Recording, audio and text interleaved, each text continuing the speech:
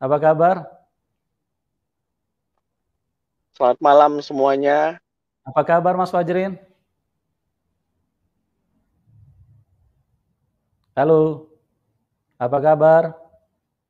Mas Fajrin bisa dengar suara saya? Haleluya. Bisa dengar suara saya Mas Fajrin? Iya, sabar ya teman-teman, ini sinyal lagi tidak stabil ini. Walaupun ya coba di Halo Mas Fajrin bisa dengar? Bisa dengar? Halo, halo. Ya, bisa, Bisa bisa. dengar? Apa kabar Mas Bisa, Fajrin? bisa, Pak. Apa kabar? Puji Tuhan, kabar baik, sehat. Penuh Haleluya, sukacita hari haleluya, ini juga haleluya. luar biasa. Haleluya.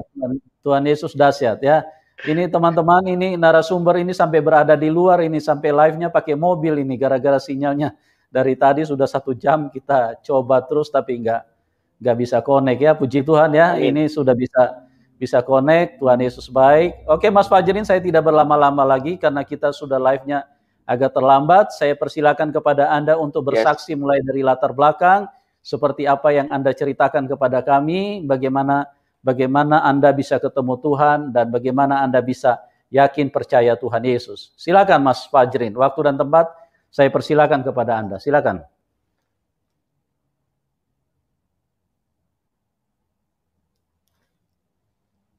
Ya, Mas Fajrin,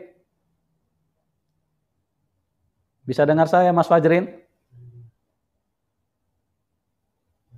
Ya, teman-teman ini masih agak lemot lagi nih. Mas Fajrin bisa dengar saya? Halo, Mas Fajrin? Ya, ya sebentar ya teman-teman ya, kita coba hubungkan kembali. Ya,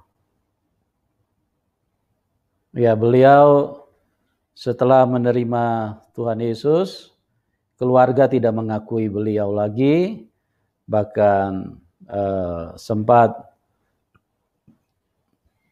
artinya diusir dari rumah, tidak boleh tinggal di rumah orang tua, dan juga banyak hal tekanan yang begitu berat yang harus dipikul oleh Mas Fajrin karena akibat konsekuensi dari percaya Tuhan Yesus.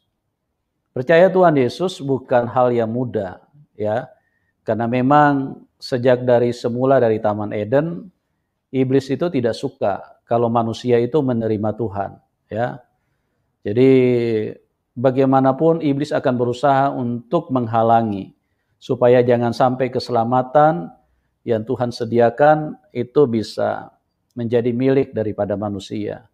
Dari Taman Eden, dari permulaan hidup manusia, iblis telah berhasil mencegah Adam dan Hawa sehingga mereka pada saat itu terkapar dan jatuh ke dalam kuasa dosa karena apa yang difirmankan Tuhan itu diabaikan oleh Adam dan Hawa karena berita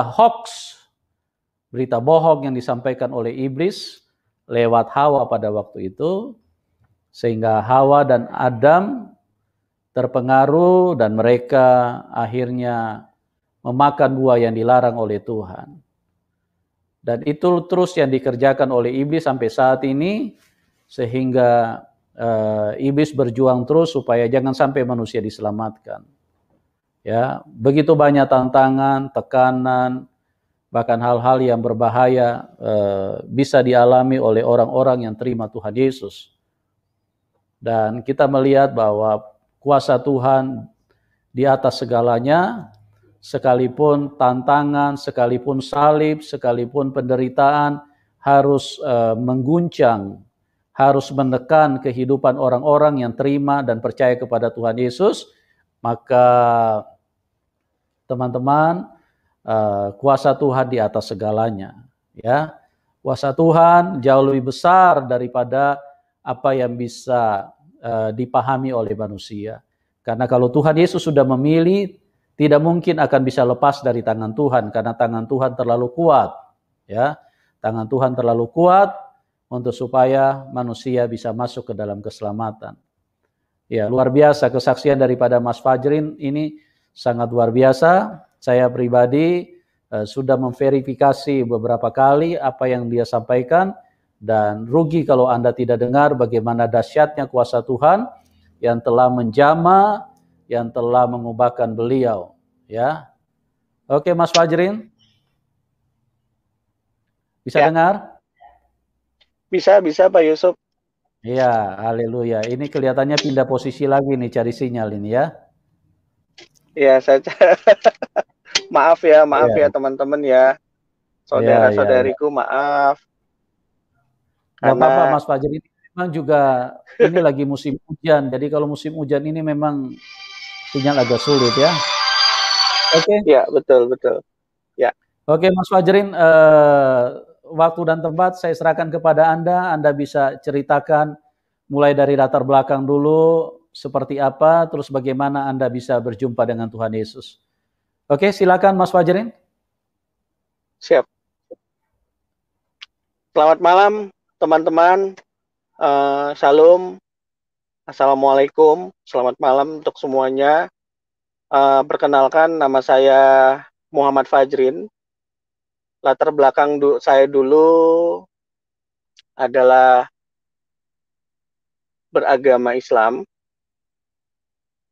karena agama dari orang tua saya. Saya beragama Islam.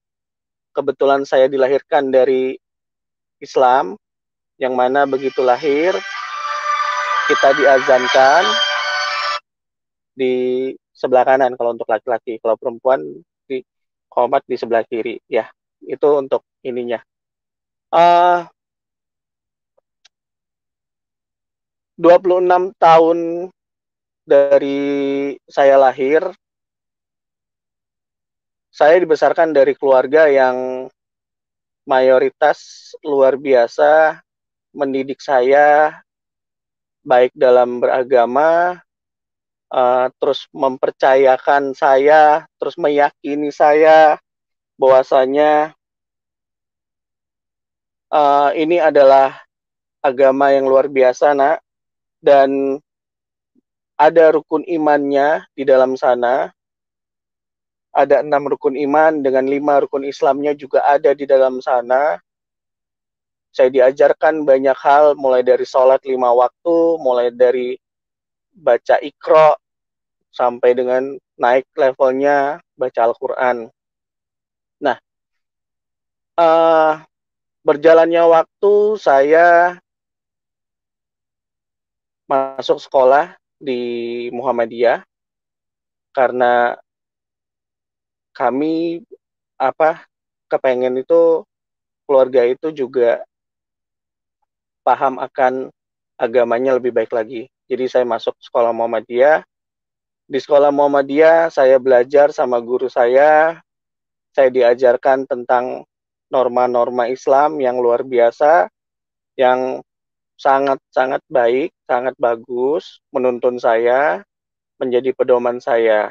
Nah, setelahnya saya di sana bersekolah, sambil saya juga mencari di luar, saya ke beberapa masjid, dan memang ternyata juga Muhammadiyah ini ajarannya luar biasa. Karena kenapa saya bilang luar biasa? Karena dia tidak ajaran yang tidak mengikuti tradisi. Dia benar-benar ya sesuai dengan tuntunan yang ada di dalam Al-Quran. Jadi pas kebetulan orang tua saya sendiri adalah NU, bahasa sekarangnya NU ya, yang ibaratnya umum lah. Jadi semuanya sama, cuman ada beberapa tradisi yang saya sempat ngebantah sama orang tua tentang kematian yang bahwasanya kita harus ada 3 hari, 7 hari, 40 hari, 100 hari, dan 1000 hari. Itu saya bantah. Karena waktu itu nenek meninggal. Dan terus terang teman-teman, setiap yasinan tahlilan saya tidak akan datang. Karena guru saya mengajarkan, saat kamu datang ke orang tahlilan yang meninggal, kamu akan melihat bahwasanya di sana ada orang yang sudah bersedih, meninggal, kita makan dengan penuh kadang hawa nafsu, dan kita doa. Mungkin nggak kamu doa buat yang mati itu? Saya bilang, ya nggak juga sih, saya datang kadang niat saya juga untuk makan, saya bilang. Doa-doa sendiri-sendiri aja. Tapi hasil saya memang diundang berapa kali untuk orang yang tahlilan, itu saya nggak pernah datang. Nggak akan datang, alasan saya ada aja, pasti ada aja. Karena saya dikasih tahu guru saya, ya kalau kamu makan, kamu ibaratnya makan rambut mayat itu, kamu ibaratnya makan dagingnya, makan matanya. Nah, selang waktu saya terus mencari Allah. Saya mencari Allah, saya masuk ke sebuah masjid yang luar biasa, yang masjidnya dingin, suasananya dingin, suasananya ya enak, adem, semuanya ya saya tiru lah. Saya aplikasiin ke diri saya sunnah Rasulnya, mulai dari panjangkan jenggot, tidak lebih dari dua genggam tangan.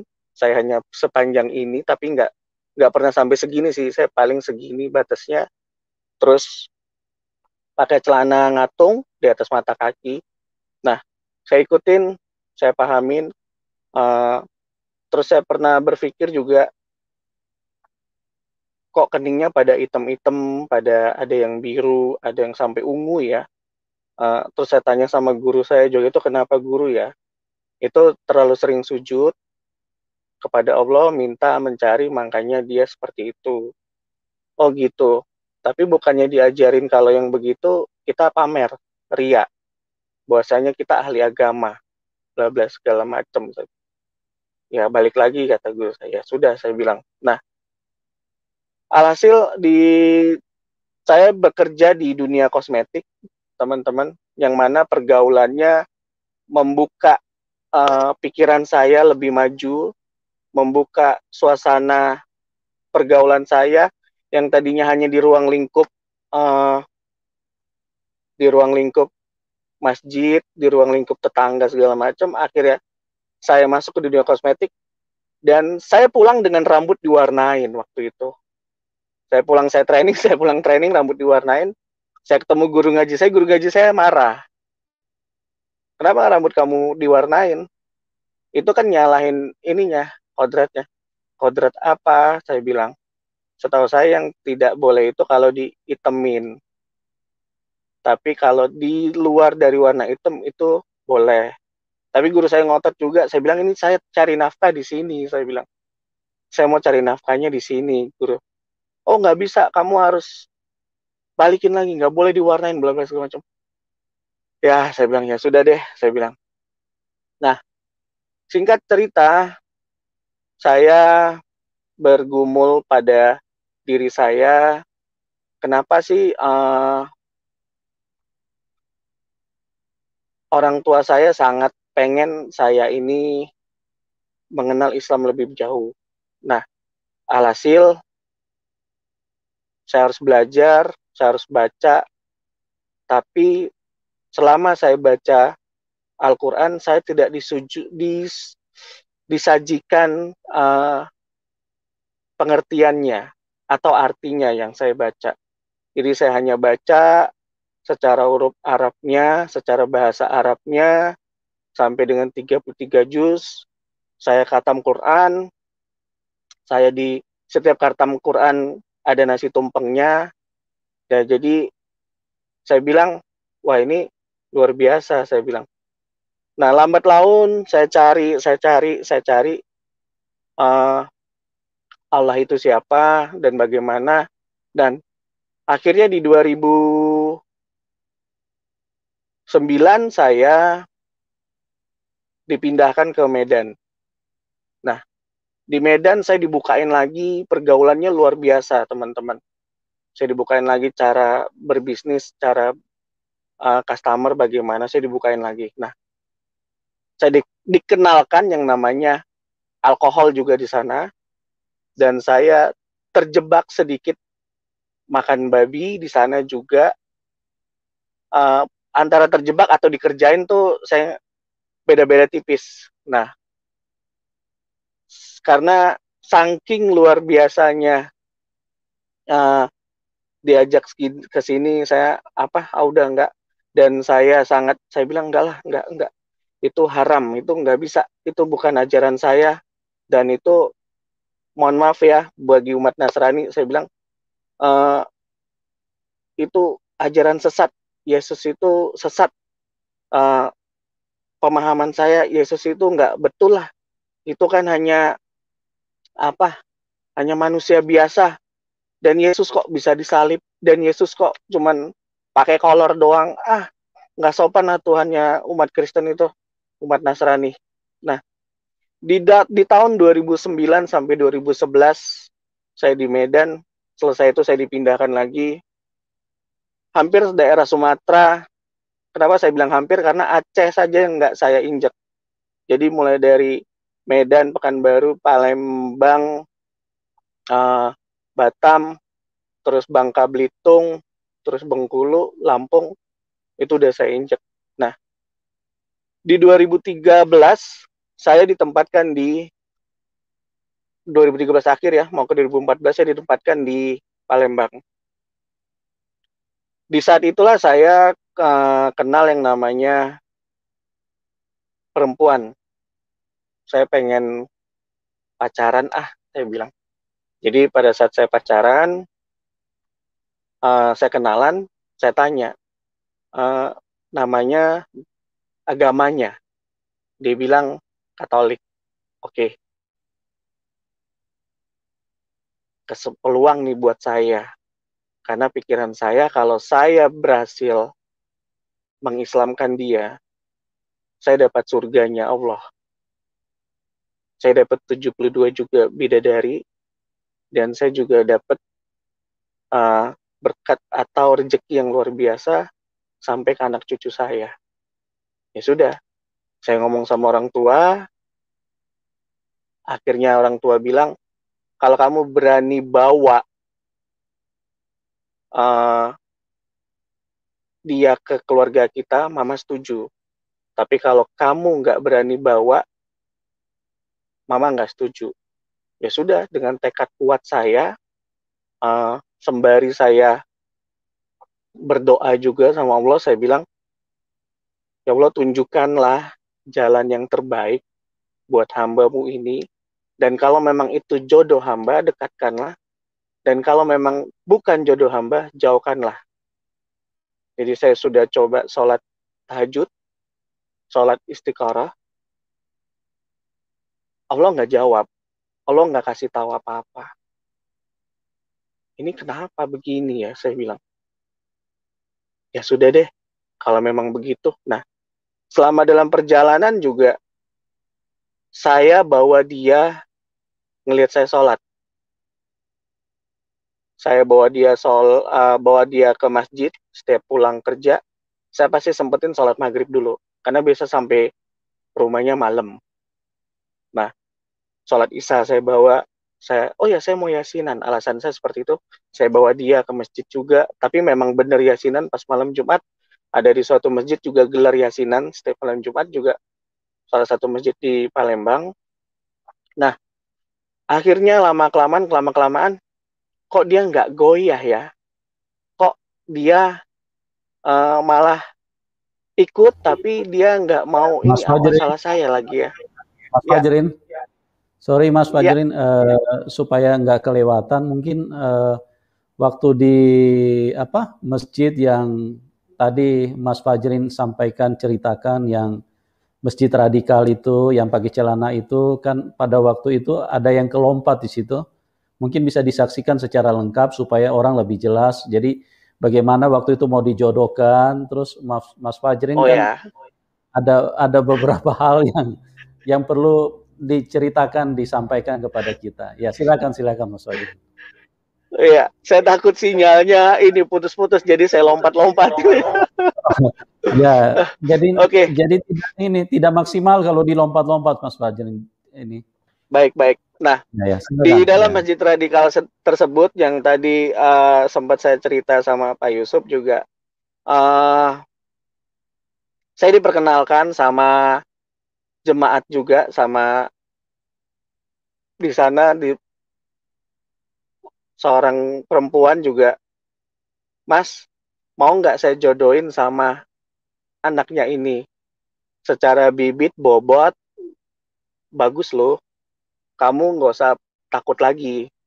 Yang mana pada saat itu memang, uh, maaf ya, itu dia ada cadarnya. Jadi saya nggak ngeliat full mukanya. Dan juga ada yang full mukanya juga saya lihat, tapi memang bukan muhrimnya. Kita nggak boleh pegang tangannya, kita nggak boleh melihat terlalu lama juga, jadinya dosa juga. Nah, saya berpikir begini, terus berpikir begini, kok saya nggak kenal dia, nanti saya ke depannya gimana jalanin rumah tangga. Dan seseorang itu juga ngomong juga, si ibu itu, Mas, si mbak-mbak ini siap juga loh di poligami, karena mbak ini udah percaya bahwasanya kalau mereka di poligami, mereka udah dapat surga. Sontak saya kaget di situ. Wah, guru saya sendiri ngomong kalau menikah itu sakral dan satu kali seumur hidup. Kok yang begini dilegalkan gitu loh. Dan saya lihat sekitar juga mereka benar-benar mencari Allahnya itu benar-benar luar biasa. Kenapa? Mereka sampai jual mobil, jual kendaraan, motor, jual rumahnya, dan harus tidur di masjid lah segala macem. Dan setiap khotbah ada beberapa kompi polisi yang mengamanin. Jadi benar-benar apa ya? Benar-benar suasananya tuh ya pada saat itu saya uh, antara seneng juga antara kok begini gitu, ajarannya kok makin begini, makin makin memperbolehkan. Nikah boleh, nggak izin istri boleh, terus nikah lebih dari 4 kali boleh, asal salah satunya diceraikan dulu. Jadi unlimited buat laki-laki pernikahan itu. Mau 1 2 kali nggak izin istri nggak masalah. Nah, balik lagi di hati nurani saya bilang, kalau nikah terus, ntar yang sudah-sudah gimana? Nah, apakah ini disebut perzinahan yang dihalalkan? Nah, berzina supaya halal, ya kamu nikahlah. Nikahnya seperti apa ya? Nikah sirih lah. Nikah yang seperti, yang penting ada saksi dari kedua belah pihak, sah. Saksinya nggak perlu dari keluarga terdekat juga sah. Sah secara agama, tapi tidak sah secara hukum. Nah, makin bergumul saya, makin ya udah saya carilah sendiri. Saya tanya, kok seperti ini, makin kesini ajarannya makin apa ya? Saya bilang uh, makin menyakitkan seseorang. Ada intimidasi untuk seorang wanita tuh, diintimidasi secara halusnya seperti itu, dijanjikan. Nah, ya sudahlah, saya bilang ya saya belajar lagi, saya cari lagi, ya kembali saya flashback lagi di 2013 ke 2014 saya pindah itu, uh, saya temui orang, ya saya bilang gini, saya harus mengislamkan semua orang di ajaran saya, di pribadi saya. Saya harus, yang umat Kristen saya harus islamkan. Karena Islam itu agama yang luar biasa. Surga udah menanti. Nah, setelah itu berjalannya waktu, saya pikir juga ini juga udah nggak nggak sesuai sama hati nurani saya. Ya sudahlah. Jadi masjid itu saya tinggalin. Masjid itu saya tinggalin. Karena saya takut dengan situasinya sendiri pun saya nggak berani lama-lama. Lama-lama saya bisa dicuci otak, lama-lama saya bisa buat bom, lama-lama saya bisa bunuh orang, lama-lama saya jihad dengan janjinya 72 bidadari. Itu nonsen. Buat saya itu akal-akalan aja. Karena nggak ada orang yang mau mati untuk membunuh orang lain, itu nggak ada. Islam tidak mengajarkan setelah kamu bunuh orang lain, kamu akan masuk surga. Enggak, Islam nggak ngajarin gitu. Setahu saya, dari saya diajarkan guru saya, Islam tidak mengajarkan membunuh itu. Walaupun dia kafir, dan saya hobi ngomong orang itu kafir, itu haram, itu murtad. Nah, itulah saya dulu hobi terlalu agamawi diri saya. Jadi saya selalu bilang Kristen itu kafir, udah murtad segala macam lah saya sebutnya. Nah, setelah saya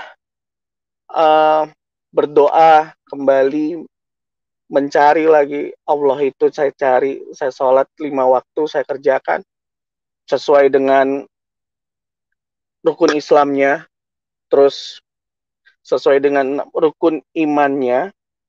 Saya percaya sama Allah, saya percaya sama kitab sucinya, saya percaya sama malaikat, saya percaya sama hari kiamat, itu saya percaya sekali, saya percaya. Karena itu adalah 6 rukun imannya, saya percaya. Nah, di 2013, setelah saya pindah, akhirnya 2013 ke 2014, saya ketemu tadi perempuan ya teman-teman ya, perempuan yang beragama Nasrani atau Katolik ya, dan dia bicara seperti dia nggak pernah bilang agama dia baik, nggak pernah bilang. Dia nggak pernah bilang ke saya, Yesus saya baik, nggak pernah bilang.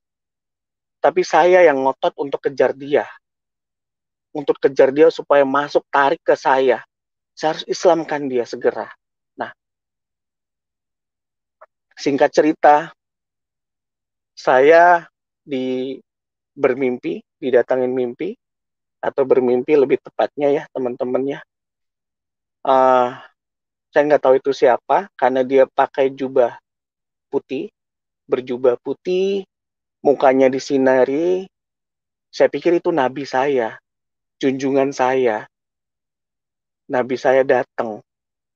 Nabi saya, wah, saya didatengin nabi, saya didatengin orang suci, luar biasa nih saya didatengin.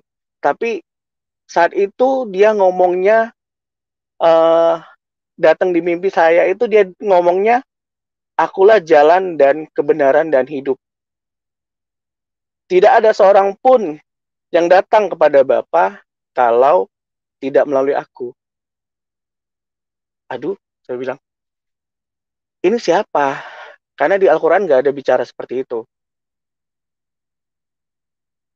Di Al-Quran nggak ada bicara seperti itu, dan guru saya juga nggak pernah bilang seperti itu. Saya cuekin mimpi itu, saya anggap itu hanya mimpi. Saya jalan lagi, saya jalanin hidup saya ya, sholat 5 waktu, sholat sunnah juga, puasa Senin Kamis, saya bawa juga pacar saya, puasa di bulan Ramadan juga, saya bawa, saya full, dianya karena haid, dia nggak bisa full, saya bawa juga, supaya karena kami kos, kita ngekos, kita dari perantauan juga, supaya hemat juga salah satunya. Saya bilang, kita menghemat, kita dapat amal, kita dapat berkat, kita dapat sehatnya, karena puasa itu sehat. Ya udah, dia ikutin semuanya. Dan saya yakin dia akan ikut saya. Nah, beberapa bulan kemudian, mimpi itu datang lagi, teman-teman. Datang lagi, sosoknya datang lagi. Sosoknya datang lagi, luar biasa. Sosoknya datang lagi yang berjubah putih tersebut dengan muka yang bersinar, kata-katanya tetap sama. Akulah jalan dan kebenaran dan hidup. Tidak ada seorang pun yang datang kepada Bapa kalau tidak melalui aku. Saya makin takut, saya kaget lagi. Saya bilang, ini siapa sebenarnya? Apakah ini setan, apakah ini jin? Karena saya pernah melihat jin atau melihat setan, itu bentuknya nggak kayak gini. Bentuknya kayak leak, gigi atas bawah panjang, kiri mukanya sebelah hitam, sebelah merah, rambutnya panjang. Duduk di atas meja belajar saya. Dan itu saya usir, dia nggak mau pergi-pergi.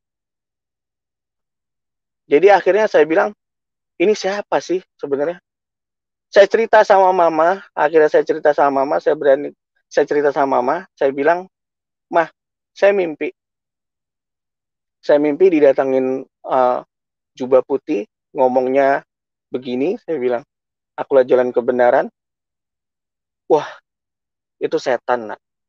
Itu jin, nak. Kamu diguna-guna ini. Makanya, Mama udah bilang, jangan pacaran sama yang di luar Islam. Kamu udah masuk ininya. Kamu udah kena, nak. Udah, kamu udah kemakan. Kalau bahasa kemakan tuh berarti kayak udah kena apa ya? Kayak udah kena guna-guna lah, kayak udah kena pelet. Nah, kayak udah kena pelet. Kamu udah kena pelet, nak. Kamu di Rukiah deh. Kamu di Rukiah, kamu pulang Rukiah. Jadi saya pulang, saya minta di Rukiah 1, 2, 3, 4, 5, 6 kali saya Rukiah, saya marah. Ke-6 kalinya selesai saya marah. Mah, kalau di Rukiah seperti ini, saya juga bisa. Kenapa saya bilang saya juga bisa? Ini Rukiah atau apa ya? Rukiah atau money laundry, bayaran. Saya bilang cari duit, cari untung. Kita ini lagi susah loh. Kita lagi susah, lagi minta pertolongan, kita lagi cari tahu apa yang ada dalam diri kita. Kalau kita nggak muntah, kita dimintain 150.000 mah. Kalau kita muntah, kita diminta 250.000. Nah, mau bayangin, 6 kali udah keluar duit berapa? Saya bilang. Akhirnya saya bilang, ya sudah mah. Kalau begitu cuman pakai sarung tangan, pakai tab, ayatnya aja di situ, saya baca, saya juga bisa rukiah orang kalau gitu. Mama saya panik. Makin jadi, wah setannya makin parah nih katanya. Makin melawan. Dia cerita sama ustadz yang lain, ustadznya juga ngelihat saya, wah gede ini setannya. Asli, jinnya gede. Saya nggak bisa sendirian, Bu. Minimal saya 2-3 orang, Bu, buat doain dia.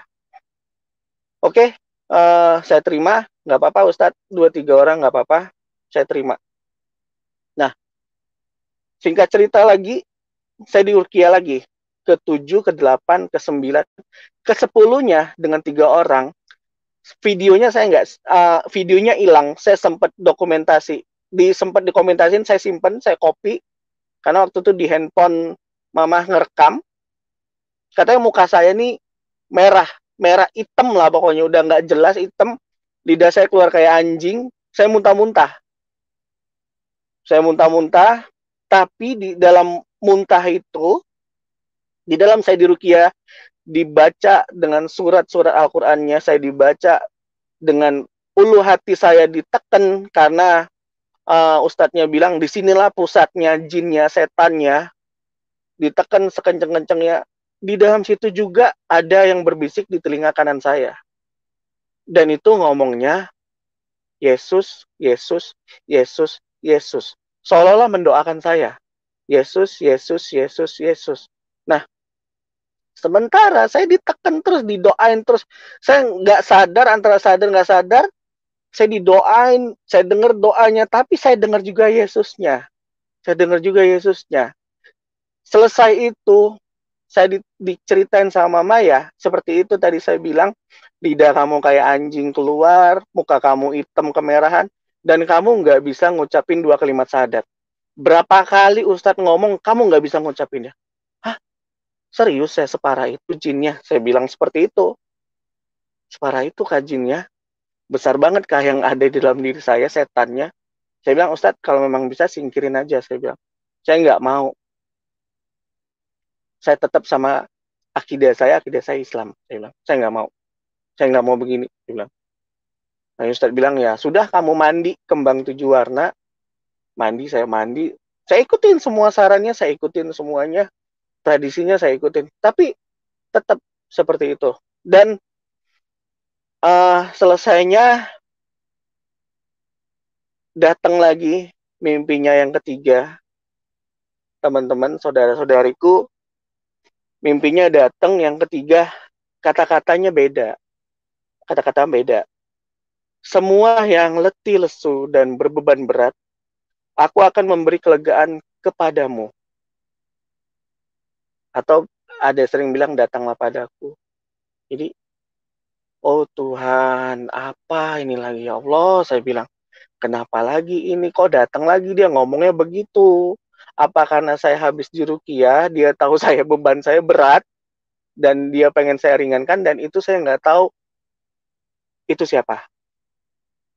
Nah, karena saya sudah bergaul luas di pekerjaan dan membuka mindset saya mengenal selain agama Islam itu yang benar, saya kenal yang namanya Buddha, Hindu, Konghucu.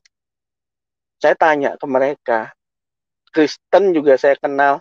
Saya tanya ke mereka, saya dimimpiin, saya boleh dong tempat sembayangnya kamu, tempat kamu berdoa. Saya waktu itu dibawa ke Dewi Kuang In. Saya liatin, saya perhatiin, putihnya sama, bajunya sama, tapi kayaknya bukan ini dah, bukan ini. Saya doa kok di depan Dewi Kuan, saya doa, tapi kok nggak enak. Ah, bukan ini, saya bilang. Saya bukan ini kayaknya bukan ini. Ya sudah. Akhirnya saya cerita sama Ustadz juga, Ustadz, ini gimana kondisi saya? Saya posisinya sudah di tengah-tengah. Ini gimana? Ya udah, kamu sholat lagi, kamu perdalam lagi ilmu kamu baca-baca lagi. Oh, ya sudah, saya baca-baca lagi deh Ustadz. Saya baca Al-Quran saya, sama saya akan cari artinya Ustadz, saya bilang.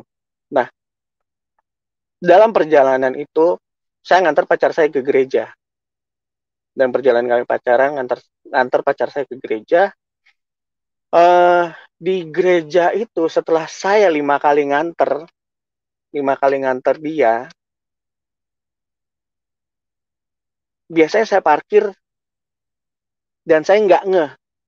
Itu ada tulisan yang, datanglah padaku, atau marilah semua yang letih lesu. Tulisannya ada di tempat biasa saya parkir, di atasnya, dan itu baru saya lihat, baru saya baca, sampai saya bilang, oh ya Tuhan, oh ya Allah, ini berarti Tuhannya orang Kristen yang datang ke mimpi saya. Wah, parah, saya bilang. Kok saya bisa begini ya, saya bilang. Ya udah, saya doa lagi, saya puasa. Saya bilang ke pacar saya, minggu depan saya ngantar kamu masuk ke dalam. Karena selama ini saya cuman ngantar pulang jemput, dan nungguin kamu. Saya nggak masuk. Saya pengen masuk ke dalam ya, ke dalam gerejanya kamu. Setelah saya masuk, saya disuruh duduk paling belakang sama pacar saya. Karena pacar saya tahu saya gila agama. Semua orang dibilang kafir, semua orang.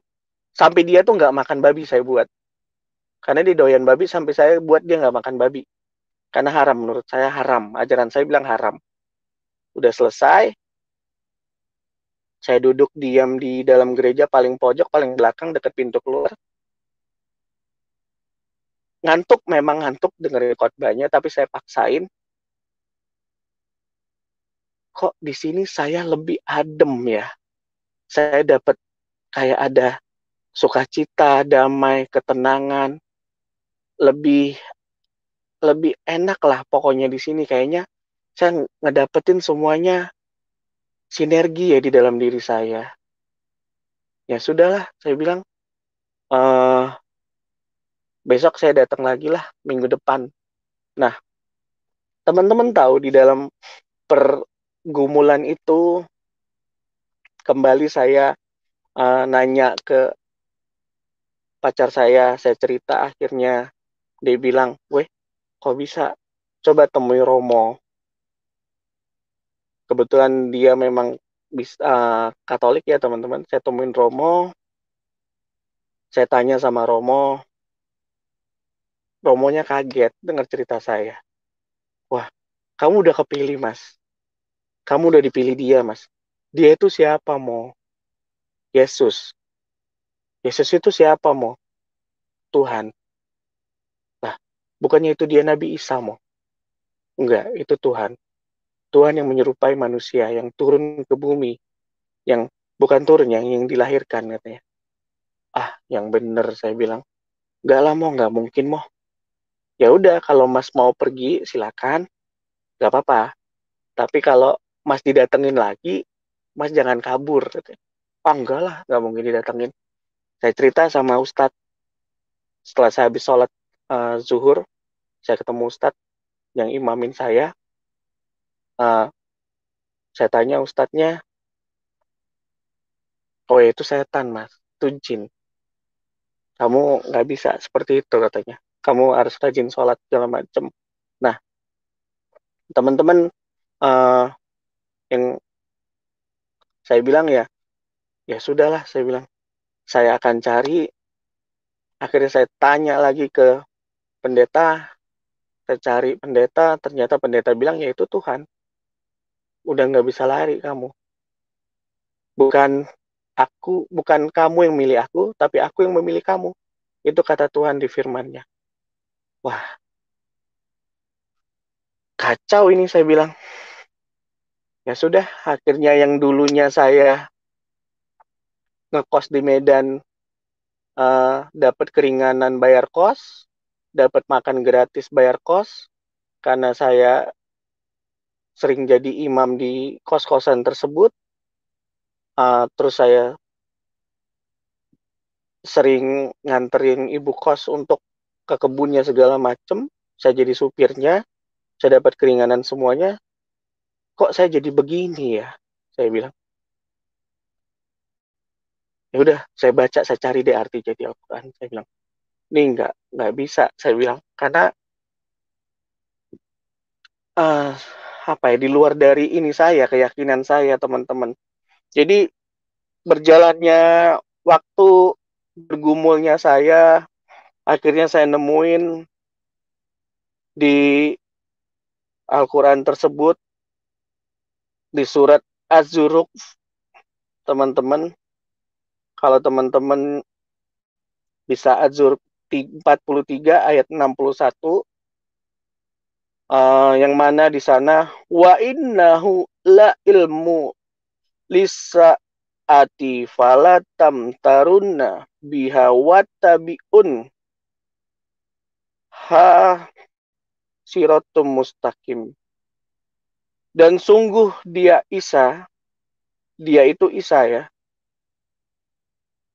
benar-benar menjadi pertanda akan datangnya hari kiamat. Karena itu janganlah kamu ragu-ragu tentang kiamat itu, dan ikutilah aku, inilah jalan yang lurus.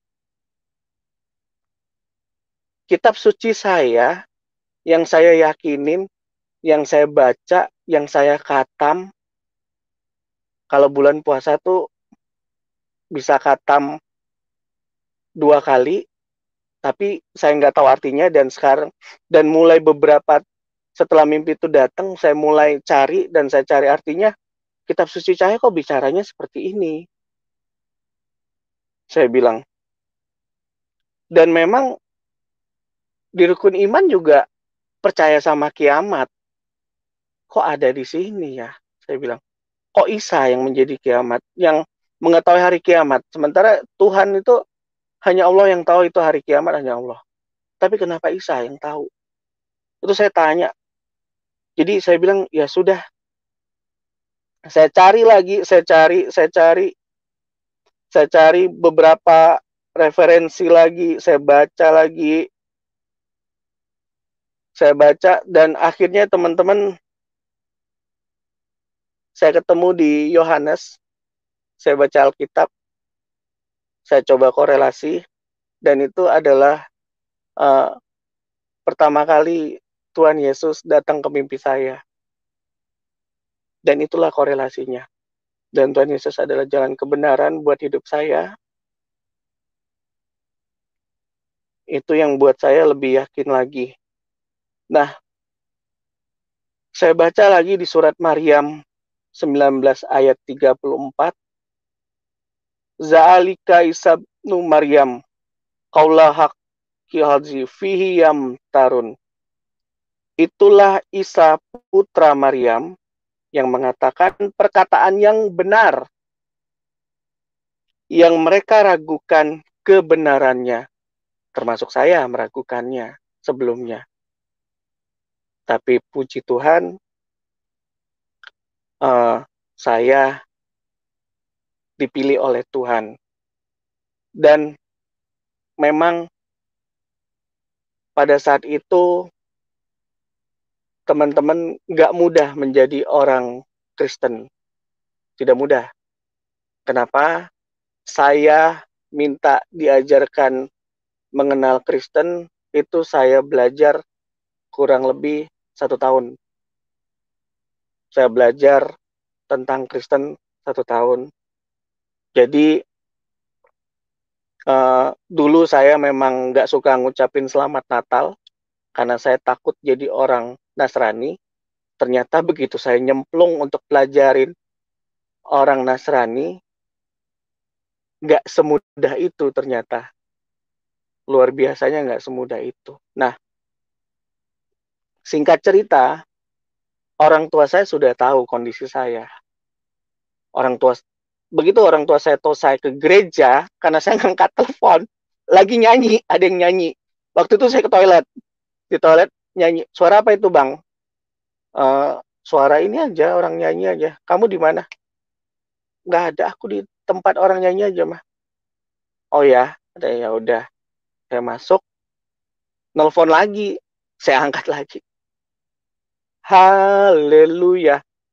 Langsung karena orang tua saya dulu sekolahnya di Bandung, itu kebetulan masuk ke dulu yang namanya ada sekolah di Bandung itu sekolah Katolik, dan dia tahu itu. Oh ya udah, kamu gereja, Bang? Iya, mah. Oh ya udah, saya nggak bisa pulang, teman-teman. Saya nggak bisa pulang. Kalaupun saya pulang, saya ngekos. Jadi saya kosnya double, di Palembang ngekos, saya pulang ke tempat saya juga saya kos, karena sudah nggak diterima, teman-teman. Oke, singkat cerita, 2016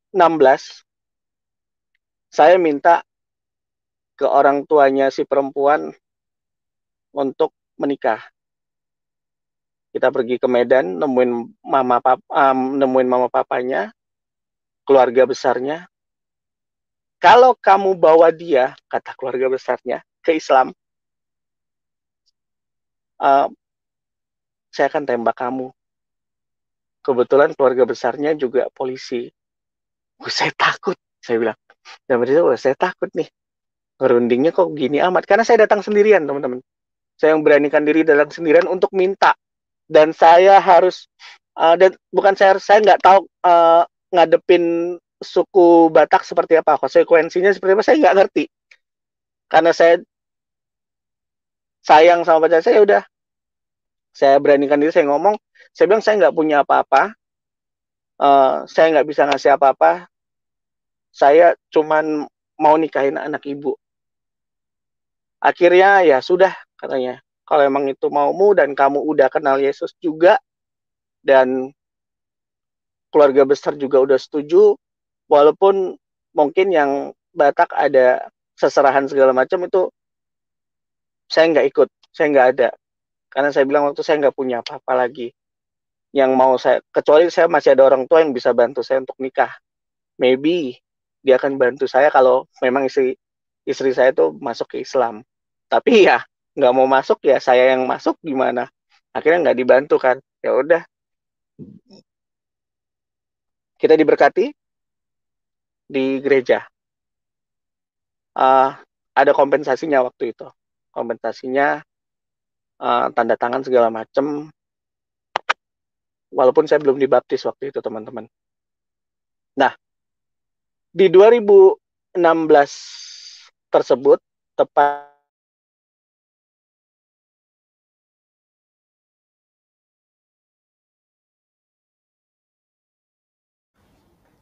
Halo,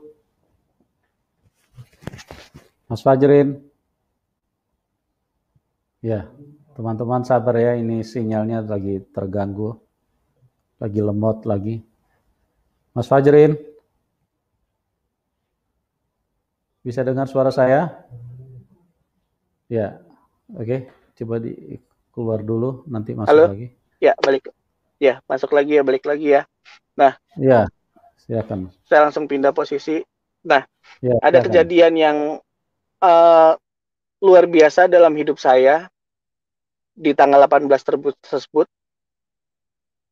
sebelumnya kejadian itu pun saya sudah meyakinin Yesus itu ada di dalam diri saya, dan semua atribut yang saya punya, tasbih, saya punya kain sarung yang biasa saya letakkan di mobil, saya punya Yasin dan Al-Quran juga saya biasa ngisi waktu melamun saya baca, itu saya turunin. Di tanggal 17-nya saya turunin, saya masukkan ke dalam lemari. Udah, enough. Itu udah ketutup deh, sejadahku yang di mobil yang sejadah kecil, itu udah turunin semua, tutup, udah selesai. Di tanggal 18-nya saya keluar kota karena pekerjaan saya, dan kalau tidak salah itu kurang jam 6 lewat atau jam berapa, tabrakan dimulai. Tabrakan itu terjadi di luar keinginan saya, dan itu benar-benar buat saya uh, dapat mujizatnya yang luar biasa dari Tuhan. Mungkin kalau nanti Pak Yusuf bisa nampilkan mobilnya yang terjadi tabrakan, itu bukan prank, atau itu bukan selfie, atau itu bukan bercandaan, teman-teman. Jadi Ya, memang 2 senti, dua seperti ini, dua lagi, 2 jari besi yang ada di atas kaca depan itu, yang penahannya itu mungkin teman-teman bisa pernah, bagian sampingnya itu mau nusuk di kening saya. Dan saya kejepit kondisinya di setir dengan keadaan mobil yang hancur. Dan di situ luar biasa, saya dikasih mukjizat karena waktu itu ada yang peluk saya. Saya rasa itu Tuhan Yesus atau Roh Kudusnya, karena saya sudah meyakini. Dan akhirnya saya harus menunggu kurang lebih 2 jam untuk dievakuasi. Dan saat itu kondisinya di bagian sini saya sobek kena kacamata. Siku kanan ini, teman-teman, ini kena kaca samping, dan paha kanan saya patah, hancur. Nah, saya di situ ditolong warga sekitar nanya, Pak, Pak bangun, Pak bangun, Pak bangun. Karena pada saat itu kalau saya tertidur, karena saya ngerasain capek banget, ngantuk banget, kalau saya sampai tertidur habis kecelakaan itu, saya mati, teman-teman, saya lewat. Karena memang dari sekian banyak kecelakaan cuman saya yang selamat. Memang di situ terkenal kejadiannya sering kecelakaan, tapi saya yang selamat, puji Tuhannya saya yang selamat. Di situ saya dievakuasi sama warga sekitar kurang lebih 2 jam sambil disadar-sadarkan supaya saya nggak tertidur karena darahnya udah ngocor banyak. Nah, 2 jam lebih, hampir 2 jam lebih saya dievakuasi, saya dibawa ambulan, perjalanannya 1 jam lebih ke Rumah Sakit Siloam Jambi. Di situ saya dioperasi kurang lebih 5 jam. Nah, dalam kondisi itu saya telepon saya punya istri, saya bilang, kamu tenang, saya panggilnya kakak, kamu tenang kak, saya kecelakaan. Wah, dia panik, dia udah langsung ke Jambi, dia kelarkan kerjaannya, katanya nggak tahu kelar atau nggak kerjaannya, jam 1-an baru bisa jalan. Ya udah, saya bilang. Pas saya kebangun, yang saya lihat pacar saya atau istri saya, yang saya lihat udah istri saya. Wah, saya bilang luar biasa, saya bilang. Setelah itu saya dirawat di rumah sakit. Besoknya orang tua saya datang. Orang tua saya datang, papa saya nunggu di luar, nggak mau masuk. Nggak mau masuk, teman-teman. Hanya mama saya yang masuk. Mama saya masuk, mama saya duduk. Mama saya bilang, kafir. Saya kaget. Wah, kok orang tua saya bilang, dibilang saya kafir ya? Ya, Aduh, saya bukan kafir mah. Saya hanya merubah keyakinan saya, dan inilah jalan saya, dan Yesus adalah juru selamat saya. Orang tua saya nggak banyak ngomong, keluar dari ruangan rumah sakit. Hal yang saya pikirkan setelah ngomong gitu adalah, siapa yang rawat saya setelah saya keluar dari rumah sakit? Dengan kondisi yang kaki saya patah. Oke, singkat cerita, 2 minggu saya di rumah sakit. Akhirnya saya pulang keluar dari rumah sakit. Saya masuk kos-kosan saya. Saya dibantu dengan empat anak tongkat ya, kayak tongkat jemuran. Kayak tongkat jemuran, saya dibantu. Saya bilang, dan di situ juga saya bergumul, teman-teman. Saya bilang ke istri saya bilang, kamu bisa cari yang lain loh. Kamu bisa temui apa laki-laki yang lebih baik dari saya. Kemungkinan saya akan cacat, karena saya nggak tahu saya bisa sembuh atau enggak dengan kondisi begini. Saya bilang. Terus saya bilang juga, "Eh, ikut Tuhan Yesus kamu itu berat. Dia patahkan kaki saya. Orang tua saya benci saya. Berat. Dia hanya bilang, sabar, pasti ada hari baik yang menanti kamu," katanya. Dan dia satu-satunya yang uh, apa ya, masih muda. Ibaratnya kita masih muda ya. Di umur-umur 3, dia 29, yang mau merawat, yang mau mandiin saya, yang mau nyebokin saya, buang hajat saya, segala macem. Dan Tuhan itu kok ngasihnya baik banget gitu loh. Dan dia nggak niat untuk ninggalin saya. Dia nggak ada niat. Sampai akhirnya uh, Tuhan kirimkan banyak orang nolong saya, termasuk customer saya bilang kalau kurang biaya ngomong, Cece akan bantu. Termasuk juga tim saya juga bantu saya, sahabat saya yang di Jambi juga bantu saya. 2 minggu saya di kos, 2 minggu sahabat saya bawa ke rumahnya untuk rawat saya. Karena waktu itu saya sendirian. Jadi banyak banget Tuhan kirim malaikatnya buat saya. Setelah 2 minggu di rumahnya, akhirnya saya memutuskan ya saya harus cari kontrakan. Nggak mungkin saya hidup dengan numpang di rumah orang juga. Kita cari kontrakan, kita ketemu kontrakannya.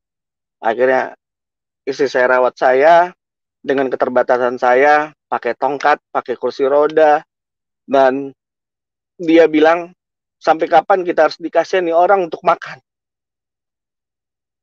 Oh, lapar, kita nunggu orang datang ngirim. Terus waktu itu nggak ada Gojek ya teman-teman, belum ada Gojek.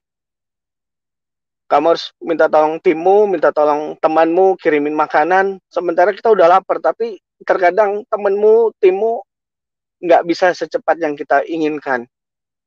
Alhasil di situ saya diterapi juga sama dokter.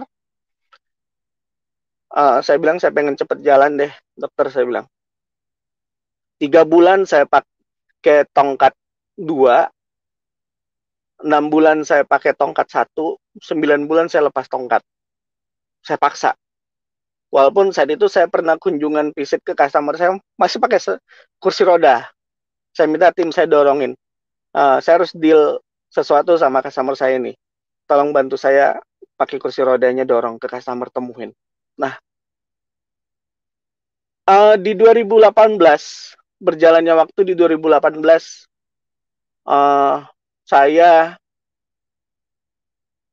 berdoa sama Tuhan pas di malam Natal.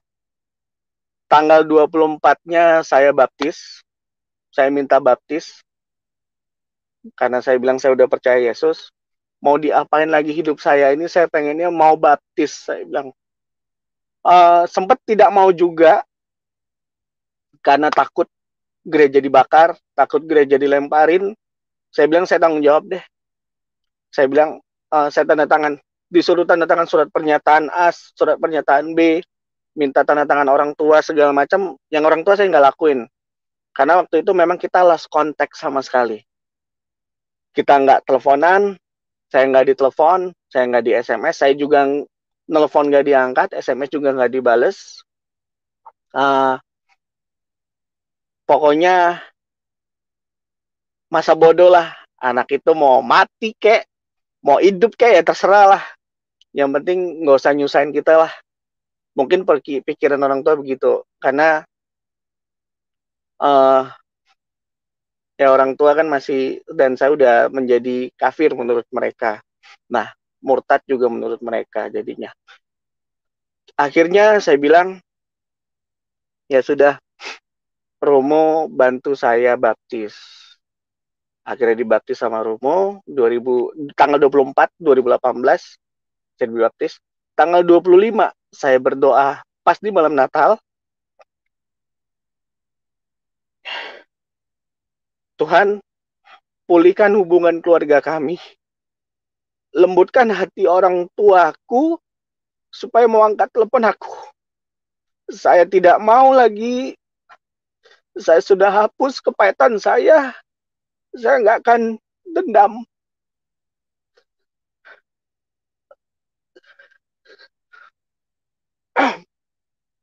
Saya doa dan Tuhan jawab.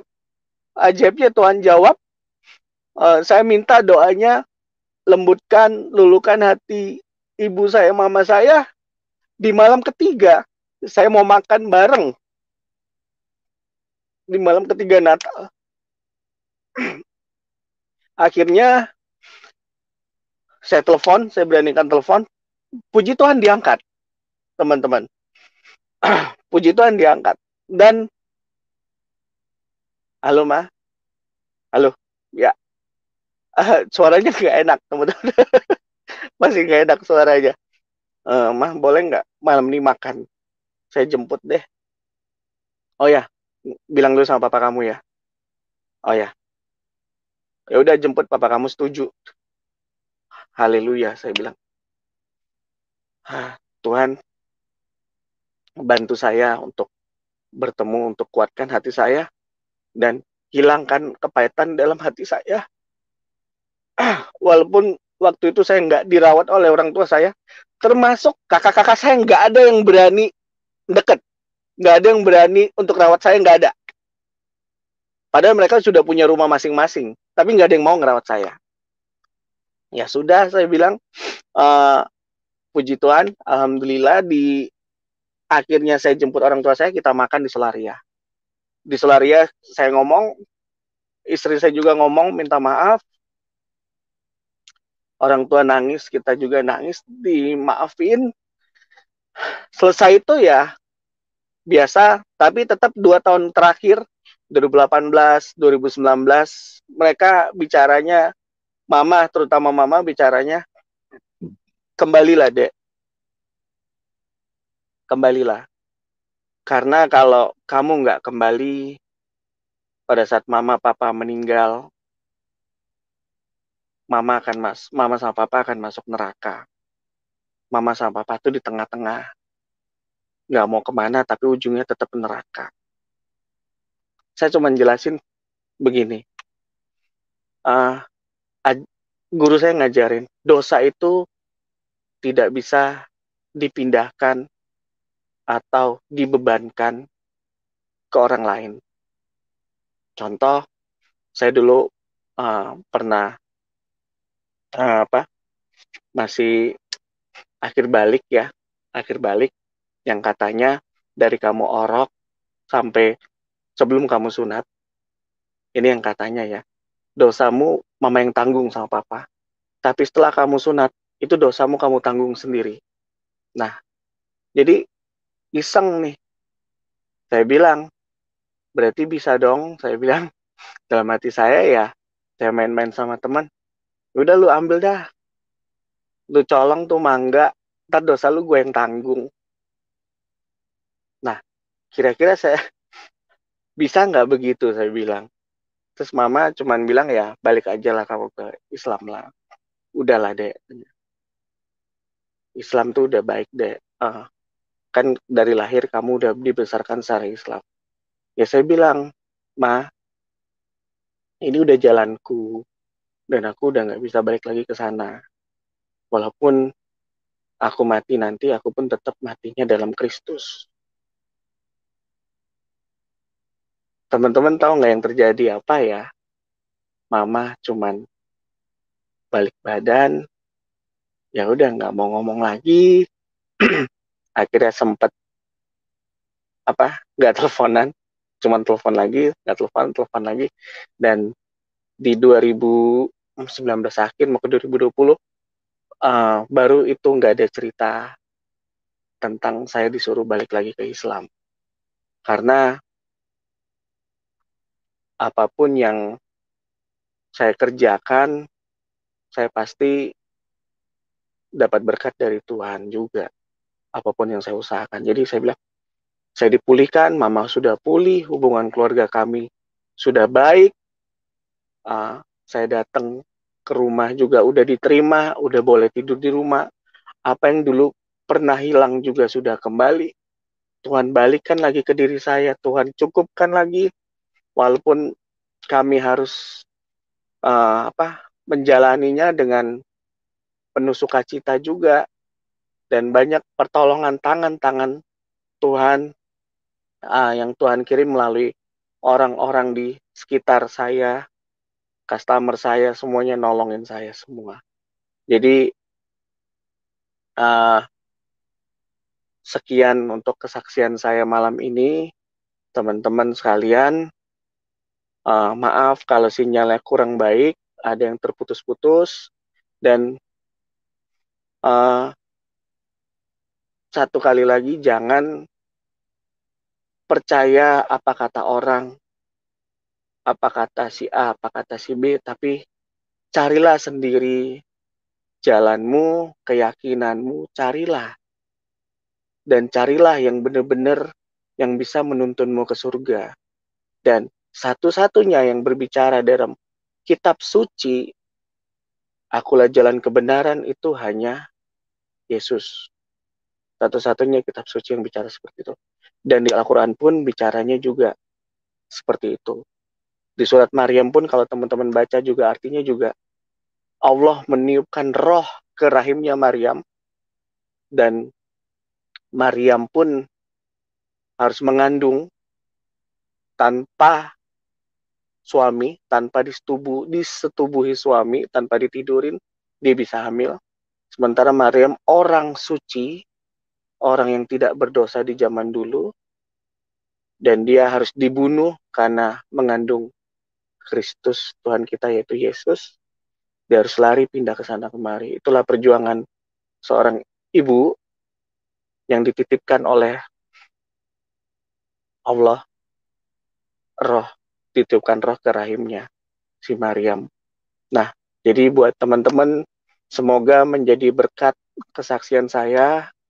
Semoga saya tidak membuat teman-teman merasa menunggu karena sinyalnya jelek ya teman-teman. Saya mohon maaf jika ada salah kata dari saya mohon maaf. Nah, saya persilakan sama Pak Yusuf. Kesaksian saya udah selesai, Pak Yusuf. Tuhan Oke, Yesus memberkati. Tuhan. Amin. Luar biasa ya, walaupun sinyal lemot, sempat terlambat, tapi Tuhan Yesus tetap Tuhan yang luar biasa karena Tuhan menolong sehingga acara ini bisa berjalan dan kesaksian ini bisa dihadirkan buat teman-teman dan bisa didengar oleh banyak orang. Bagaimana kuasa Tuhan Yesus yang tidak bisa dibatasi oleh tekanan apapun, baik dari orang tua, dari teman-teman, ataupun dari iman, dari keyakinan yang sebelumnya. Tetapi Tuhan Yesus membuktikan bahwa Dia kalau memilih, Tuhan Yesus akan memberikan jalannya supaya orang-orang yang dipilih itu bisa terselamatkan.